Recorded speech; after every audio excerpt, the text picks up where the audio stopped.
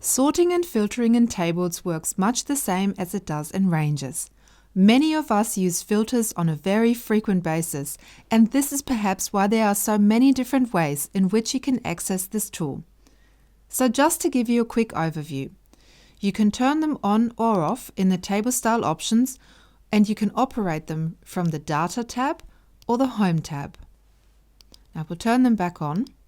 You can also access sorting and filtering options through your right-click context menu.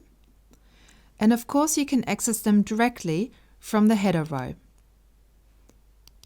And if you remember, as we scroll down, our header row appears automatically in the column headers, and from here too we can access our filtering and sorting options. Uma needs to plan the next round of staff reviews, so she needs to find the staff that are overdue for their reviews. So first up, we're going to sort the data by department, last name, and then first name.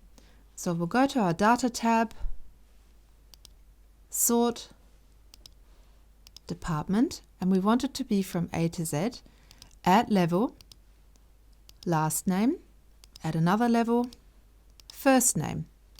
There. That was quick and easy.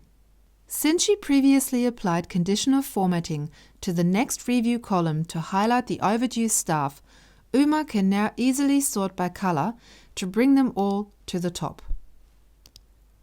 There. Uma is going to note down these names, but we will undo this for now, so we can restore our original sorting order of department, last name and first name. The filter options that Excel offers us are very powerful. For example, Excel recognizes that column F contains dates, and as you can see here, Excel automatically groups them by year and month. This makes it very easy to filter by a certain time period. And of course, you have a great range of date filters available as well.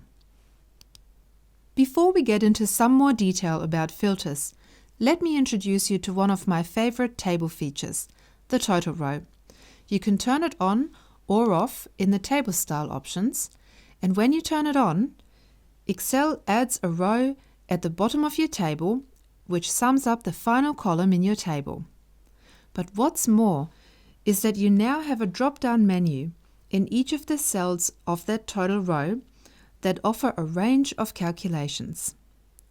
We can now easily count the number of our employees or add the average of years of service.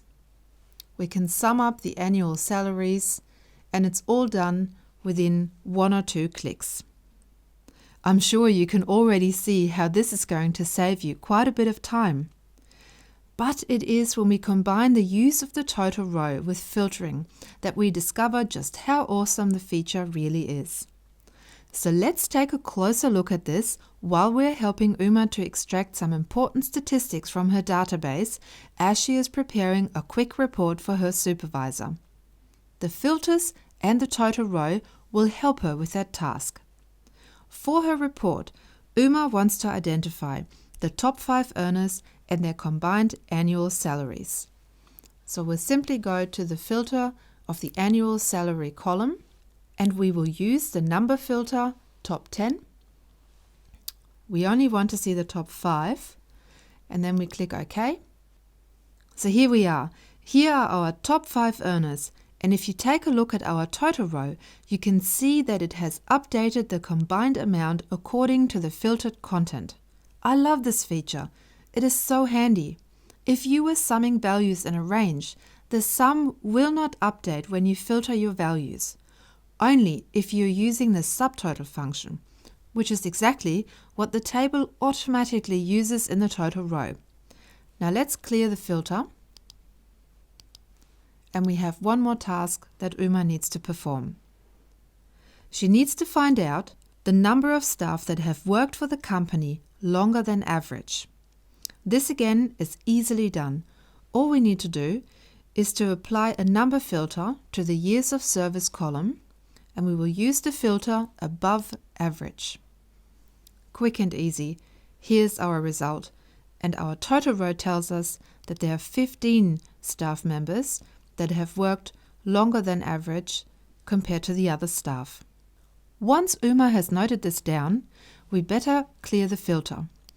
Remember, it is good practice to always clear filters, especially when you work in a shared environment. To recap, sorting and filtering tables couldn't be easier. You can operate the filter from the Data or Home ribbon, the header row, or through your right-click context menu. If you are using the total row, Excel will update the summaries in that row according to the filtered data in your table.